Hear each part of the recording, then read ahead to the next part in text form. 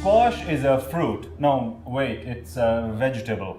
Well, I don't know, but registered dietitian Crystal Higgins surely does, and she's on the show today to squash us with some useful information. Crystal, welcome to the show. Thanks, Vijay. So, squash, is it a fruit or is it a vegetable? Well, botanically, squash is actually considered a fruit, and the reason for that is any fruit or vegetable that has seeds is considered a fruit. However, culinary-wise, we do tend to refer to it more as a vegetable. So, depending on how you look at it, it's a bit of both. That's right. Okay, what do we have here on the table, Crystal? Well, we have two of my favorite varieties of squash. We have a spaghetti squash and a butternut squash. And not only are they both tasty, they are very nutritious, both a very good source of vitamin C, potassium, fiber, and the antioxidant beta-carotene. And something else that I like to use them for is weight loss.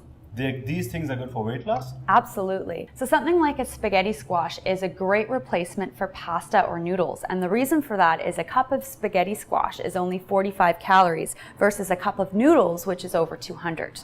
Wow. So you can save a lot. So not only is it good for weight loss, but it's also great for diabetes management as well. Perfect.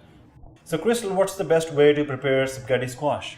Spaghetti squash is very easy to prepare. I will give you a tip though. To soften the skin, all you need to do is pierce the outside with a fork and put it in the microwave for a minute, and that will make the skin a lot softer so you can cut through it easier. And the point about piercing it with a fork, that's really important, I believe, because if you don't, it could burst in the microwave. That's right. Yeah, so you want to make sure you have a little space for some air to be released. Okay.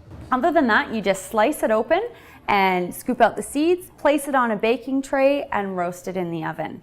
And you can roast it with things like Parmesan and garlic and even a marinara sauce to give it lots of flavor. And the seeds of the squash are edible as well, right? Absolutely. So just like a pumpkin, you can roast the squash seeds as well. Okay, let's talk a bit about the butternut squash. How do you prepare this?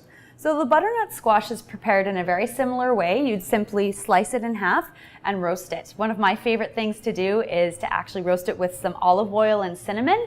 You can use it for a soup, a salad, or even a topping for pizza. Topping on a pizza? You bet. Okay, I'm going to try that for sure, Crystal. Thanks for being on the show and giving us the goods on squash. My pleasure. See Thank later. you. Thanks.